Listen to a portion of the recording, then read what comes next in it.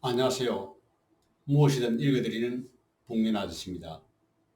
지금 읽어드릴 책은 사마천 사기 사회입니다.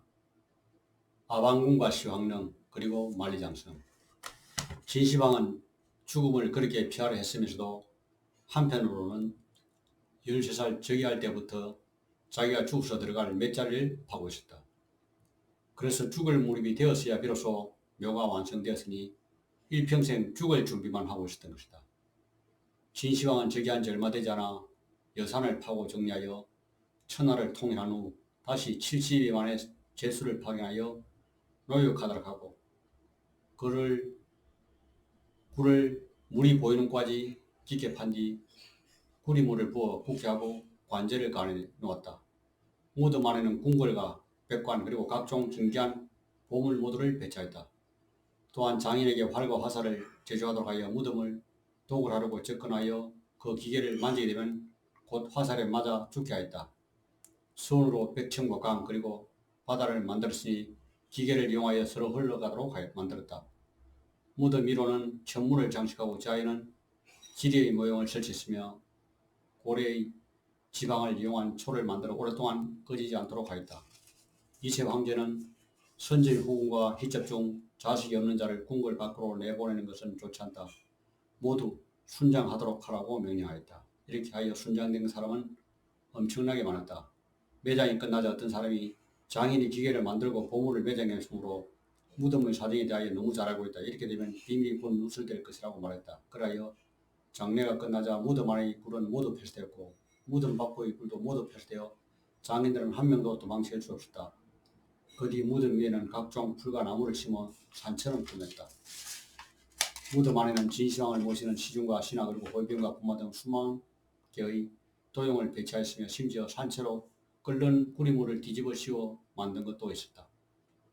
한편 진시황은 그동안 사용해 오던 함양궁이 협소하여 천하를 통일한 황제 위험이 서지 않는다고 생각하여 새로이 거대한 궁을 짓도록 하였는데 그 궁이 바로 아방궁이다.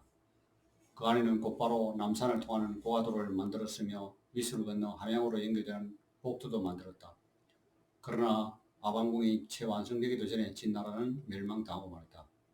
일찍이 진시황 32년 동해로 불로장성의 약을 구하러 갔던 연나라 사람 노생이 돌아와서 귀신에 관한 일에 대하여 참의의 글을 상주하였다. 거기에는 진나라를 망하게 할 자는 호이다라고 쓰여 있었다. 진시황은 그것이 오랑캐 호족, 즉 충노적으로 생각하고 장군 몽용으로 하여금 군사 30만 명을 이끌고 북쪽으로 호인을 공격하게 하여 하남 지역을 점령하였다.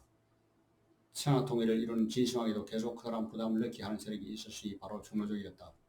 진시황은 근본적으로 충노족을 방어하기 위하여 국경에 거대한 장성을 쌓도록 하고 몽염 장군에게 그 일부를 맡도록 하였다. 몽염은 지형지물을 이용하여 요새를 구축했으며 12년에 만에 임조에서 시작하여 요동에 이르는 총 길이 1만 여리의 대장성을 만들었다. 이 공사를 위하여 30만 명의 군사관이 자벽부들이 동원되어 길거리에서 잠을 자였으며 몽염 자신도 12년 동안 밖을 나오지 못했다. 이 대공사는 백성들을 이루 말할 수 없는 고통 속으로 몰아넣고 결국 그렇게 무리한 사업이 운이되어 진나라에서는 각 지방의 반란들이 끊이지 않게 됐다. 후에 진나라 멸망의 직접적 원인이 되었던 진성 5강의 반란도 기실 만리장성 쌓는 고통으로부터 비롯됐다. 한편 만리장성 축조 공사가 한창이던 어느 북쪽 변방의 제나라에서 맹강녀라는 여인이 찾아왔다. 그녀는 두툼한 겨울옷을 남편에게 구해주기 위해 머나먼 길을 찾아왔던 것이었다. 그러나 그녀를 맞이한 것은 그리운 남편이 아니라 남편이 이미 죽었다는 청천벽력 같은 조수식이었다. 그녀는 남편 유해라도 찾아야겠다고 미친 듯이 돌아다녔으나 유해를 찾을 길 없다. 그녀가 체념하여 장성 앞에서 하늘을 우러 통과하자 갑자기 성벽이 무너지면서 남편의 유해가 나타났다. 그녀가 시체를 안고 애달프게 통과하고 있는데 병사들이 나타나 장성을 파괴했다는 제목으로 그녀를 끌고 갔다. 그런데 맹강녀는 워낙 미인이었으므로 때마침 시차로 온 진시황의 눈에 띄게 됐다. 이에 진시황은 그녀에게 수청을 들라 강요했으며 이에 그녀는 남편의 장례를 치르고 나서 그러하겠노라고 했다. 그러나 맹강녀는 남편의 장례를 치른 직후 칼을 물고 엎어져 자결하였다. 결국 죽음을 피하지 못한 진시황. 사실 진시황은 대단한 인물이었다. 어린 나이에 왕이 되어 강력한 추진력으로 역사상 가장 거대한 통일과를 실현시켰던 것이다. 진시황의 왕성한 의욕은 대단해서 하루에 한 석의 서류를 결제하지 않으면 잠을 자지 않을 정도였다. 전국 시찰만 해도 통일로 5번이나 강경을 했다. 시황제 37년 10월 황제는 5번째 지방 시찰에 나서 회계산에 다녀오는 길에 해안을 끼고 북상하고 있었다. 왕사 서불 등이 바다로 나가 신약을 구했으나 몇 년 동안 얻지 못하고 비용만 많이 낭비하자 그는 문책을 받을 것을 두려워해서 진시황에게 거짓을 보였다. 국내산의 신약을 구할 수는 있으나 항상 커다란 상어 때문에 어려움을 당하게 되어 그곳에 도달할 수 없습니다. 상어를 잘 잡는 사람과 같이 가서 상어가 나타나면 즉시 큰알로 그것을 죽여줬습니다. 진시황이 꿈에서 해신과 싸웠는데 해신의 모습이 마치 사람의 형상과 같았다. 해몽을 하는 박사에게 물어보자 박사는 해신은 본래 볼 수 없는 것이지만 종종 커다란 상어나 용어의 모습으로 나타납니다. 지금 황제께서 예를 갖추어 정중하게 제사를 지냈지만 이러한 용신이 나타났으니 이 용신을 없애야 비로소 선선이 나타날 수 있습니다. 라고 대답하였다. 그러자 진시황은 바다에 들어가 고기를 잡는 어부에게 대어를 잡는 도구를 준비하더라고 자신이 직접 커다란 호를 가지고 상어를 기다렸지만 소리가 있다. 남아북지에서 출발하여 노산과 성산까지 갔지만 상어는 나타나지 않았다. 자부 이르러 비로소 상어 나타나 화살을 쏘아 한 마리를 죽였다. 황제의 마지막 시찰에는 성상 이사와 황간 조구가 수행하시며 조구가 옥새를 관리하는 일을 계명합시다. 시황제에게는 20여 명의 아들이 있었으나 맏아들 부소는 멀리 북쪽의 상군지방에서 변경지방의 군대를 감당하고 있었다.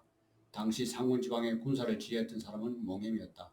한편 시황제는 작은 아들 호엘을 기여하여 이번 시찰에도 아들 중 유일하게 동행시키고 있었다. 그런데 시황제가 평원진에 이르자 그의 병이 위독해졌다. 죽음의 그림자가 서서히 나타나고자 시황제는 조고를 시켜 맏아들 부소에게 편지를 써 보내도록 하였다. 군대는 모개명에 맡기고 함양으로 돌아와 함양에 나를 안장하라. 편지는 봉해졌으나 사자를 보내기 전에 황제는 죽고 말았다. 황제의 편지와 옥새는 정지 중거부령 조고의 간부에 모인 제4자에게는 주지 않았다. 시황제의 죽은 일체 비밀에 붙여졌으며 오직 호해와 이사, 조고만이 그 사실을 알고 있었다. 이사는 외지에서 황제가 죽었고 또 반란이 일까 두려워하여 진시황의 서거 사실을 비밀에 붙이게 했던 것이다. 유해는 올랑거에 안치된 채 시찰이 계속되었다. 평상시와 마찬가지로 신하가 정사를 아뢰고 황제의 수라상도 올려졌다. 결제도 올랑간에 있는 황간이 수행하였다. 황간 조고에 의해 결정된 진나라의 미래. 조고는 조나라 왕족의 먼 친척으로 조나라가 멸망하면서 그의 형제들은 모두 황간이 되었고 어머니는 취형당했다. 그러나 시황제는 조고가 열심히 공부하고 법의 발달한 말을 듣고 동요하게 되는데 조고는 몰래 공자 호에게 접근하여 문자와 형옥법률을 가르쳤다. 조고는 시황제가 죽자 호해를 황제로 만들 건물을 꾸미기 시작했다. 조고는 시황제가 부탁한 부서에 보낸 편지를 보내지 않은 채 호해를 떠보았다.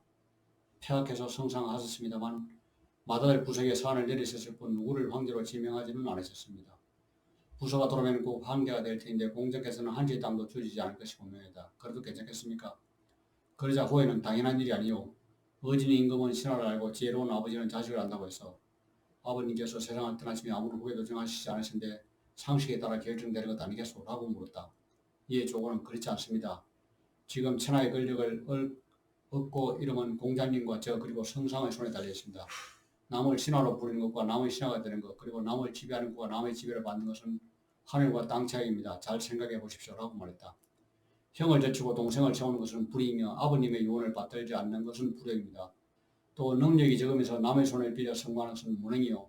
이 세 가지는 도리에 어긋나는 것이며 그렇게 한다고 해도 천하가 복종하지 않을 뿐 아니라 자신도 위험에 빠지고 나라도 위태로워지는 것이요.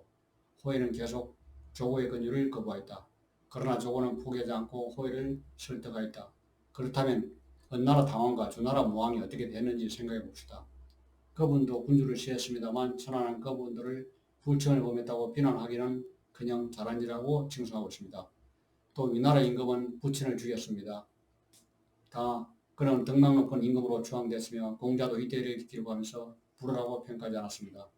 큰일을 도모하려면 작은 여질에 고해됨이 없어야 하며 큰 덕을 갖춘 사람은 조그만 관습에 속박되지 말아야 합니다.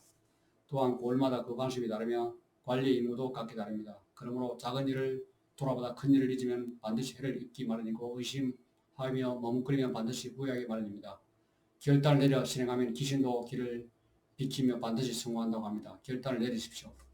호해는 땅이 꺼지게 한숨을 쉬었다. 아직 천자의 성화도 공부되지 않았고 장례도 치르지 않는데 어찌 이러한 일을 성상에 언하겠소. 호해가 흔들리고 있음을 알아챈 조고는 채건했다. 그렇기 때문에 일각을 다투는 일입니다. 빨리 처리해야 합니다. 마침내 호해가 머리를 끄덕이자 성상의 찬성을 이끌어내야 합니다. 제가 성상을 만나보죠. 라고 말하고는 곧 이사를 만났다. 주상께서 세상을 떠나실 때 장자에게 유서를 내려 함양이와 유해를 맡으라고 한 것은 그를 후사로 세운 것이요. 그러나 유서를 보내기 전에 주상께서 세상을 떠나셨으니 그것을 아는 사람이 없어. 지금 유수와 옥새 모두 호해가 가지고 있는데 이제 태아를 정하는 일은 당신과 나의 손에 달렸어. 어떻게 해야 좋겠어? 그러자 이사가 버럭 화를 냈다. 어찌 그런 말을 하는가? 이것은 신하들이 논의할 일이 아니다. 그렇다면 성상께서는 몽인과 위하여 누가 더 능력이 있다고 생각하는 것이오. 또 업적의 크기와 계책이 원대하고 실수하지 않은 점에서 그리고 부수와의 신뢰 관계에서 누가 우위에 있다고 생각하고 모든 면에서 내가 부족하다. 그런데 왜 그런 것을 묻는가? 나는 본래 환관으로 비천한 몸이나 다행히 등용되어 20년 동안 궁전에서 일을 하였소.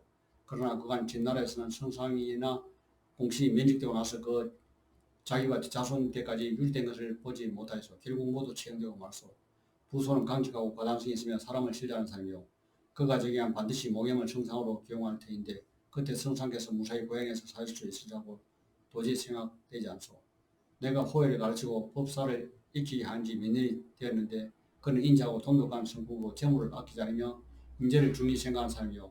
마땅히 후사로 삼을 만한 인물이라면 생각하면 한번 잘 생각해 보시오. 그러나 이사는 여전히 단호했다. 그대는 그대의 위치로 돌아가고 나는 군주의 조치를 받들어 하늘의 명을 들을 것이지 어찌 우리가 결정할 수 있다는 말인가.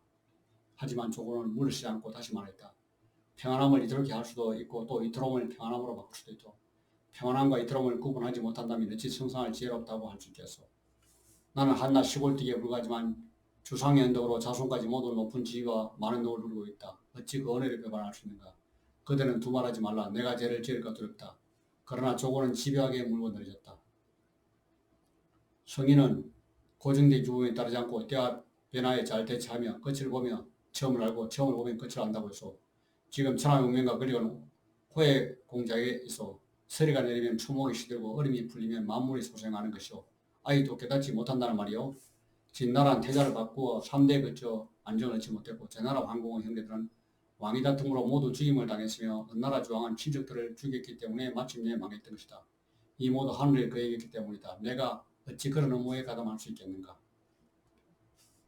이사는 하늘을 우러러보며 한탄하고 눈물을 흘렸다. 아, 난세에 태어나 이미 죽을 수도 없으니 도대체 어떻게 해야 좋다는 말인가. 이사는 마침내 동의하고 말았고 그래야 호해 조고 이사는 시왕의 유언을 성상에 받았다고 보며 호해를 태자를 세운 후 다시 부서에게 내리는 조치를 만들었다. 짐은 천하를 시찰하여 명산의 신들에게 제사 지냄으로써 장수를 빌고 있다. 그런데 부소는 장군 몽행과 함께 수십만 군의 군대를 거느리고 병기에 주둔한 지 10여 년이 지났지만 한치도 징계하지 못한 채 병사들만 잃었을 뿐이다. 그러면서도 여러 차례 그를 보내 짐이 하는 일에 불순한 비방을 일삼고 태자가 되지 못함을 밤낮으로 원망하고 있다. 부소는 자식으로 불의한 자다. 이에 하사하는 칼로 쇠사결하라. 또한 장군 몽행은 부소와 함께 지내면서 그의 잘못을 고쳐주지 못했으니 그 엄명한 음모를 짐작할 수 있다. 참으로 불청한 신하이다. 따라서 자계를 명한다. 군의 지휘는 부장, 왕녀에게 위임하라. 그들은 이 조서를 황제의 옥서로 봉인한 후 호의 식객을 지켜 부소에게 전달하였다. 서한을 소지한 사자가 도착하여 서한을 꺼내자 부소는 눈물을 뚝뚝 떨어뜨리며 내실로 들어가 자기를 잘 하려고 했다. 그러자 몽임이 제자했다. 폐하께서 궁전을 떠나 밖에 계시며 아직 태자도 세우지 않은 상태입니다. 폐하께서는 저에게 30만의 군사를 주어 변경을 지켜야 하시고 공자님께 감독을 맡겼었습니다. 지금 사자가 왔다고 자결하려 하시는데 그것이 진짜라고 어떻게 믿을 수 있습니까? 한번 폐하께 확인해 보시기 바랍니다. 확인 후 주고도 있지 않습니다. 그러자 사자가 자결할 것을 계속 제초했다. 천성이 착했던 부소가 몽엠에게 말했다. 아버님께서 죽음을 명하시는데 어떻게 확인을 요청할 수 있겠소? 그리고는 곧 자결했다. 그러나 몽엠은 자결을 결단코 거부했기 때문에 사자가 옹에게 넘겨 감옥에 가두었다. 사자가 돌아와 이 사실을 보고하니 호해, 조고, 이사가 크게 기뻐했다. 그들은 즉시 함양에 도착하여 시왕의 죽음을 발표했고 호해는 이세왕제로 즉위하였다. 이것으로 제 일기를 마치겠습니다.